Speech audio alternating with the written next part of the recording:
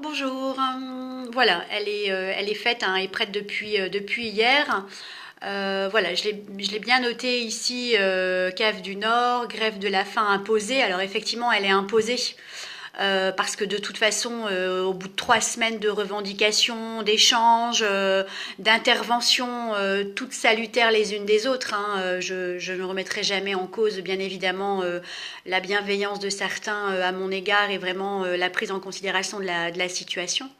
En revanche, je ne peux que constater qu'au bout de 3 semaines, bah, c'est le néant. Je veux dire, il n'y a rien qui a été débloqué, ni socialement parlant, ni financièrement parlant d'ailleurs.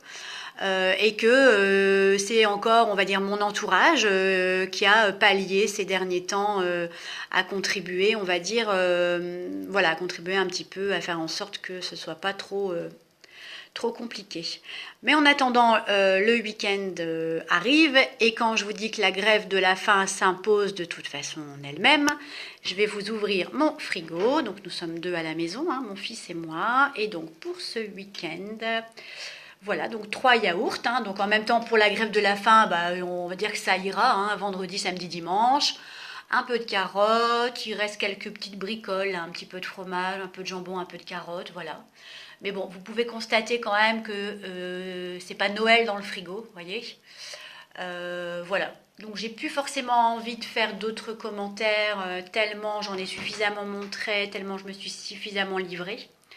Voilà, j'ai juste quand même envie de finir sur une dernière chose, parce que je sens bien quand même qu'il y a des fois dans certains commentaires tout aussi respectueux, et ça vraiment je vous en remercie, qu'il y a quand même une forme d'agacement.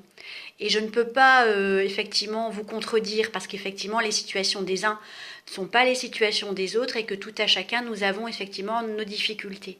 En revanche, aujourd'hui, quand vous avez la chance d'avoir un salaire, d'avoir même deux salaires, d'avoir effectivement des charges qui sont liées à vos revenus, mais quand vous avez la chance d'être peut-être propriétaire de votre maison, de pouvoir manger à votre faim, mais aussi de pouvoir régler vos factures et d'avoir un reste à vivre, peut-être difficile, mais un reste à vivre qui vous permet uniquement de vivre, voilà. Je pense que vous n'avez pas le droit de vous plaindre. C'est même limite indécent comparativement à d'autres certaines situations. J'osais pas le dire, mais je me lâche après tout. Voilà. Et qu'aujourd'hui, en France, le problème, c'est qu'on est tellement dans une société de consommation et de surconsommation qu'on ne veut plus faire d'efforts et qu'on ne veut plus forcément revoir ses priorités. Moi, aujourd'hui, ce que je traverse, finalement, et ce que j'ai traversé au bout de 7 ans de galère, hein, parce que ce contexte et ce constat n'est pas le fait du hasard, hein, c'est un constat d'échec sur plusieurs années.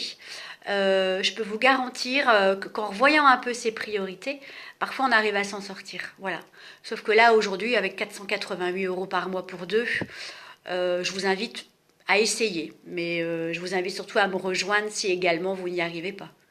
Allez, je vous souhaite un très bon week-end néanmoins. Et puis encore merci à vous vraiment pour votre soutien et vos gentils mots, on va dire, d'encouragement. Ça me touche et ça me fait beaucoup de bien. Bye bye.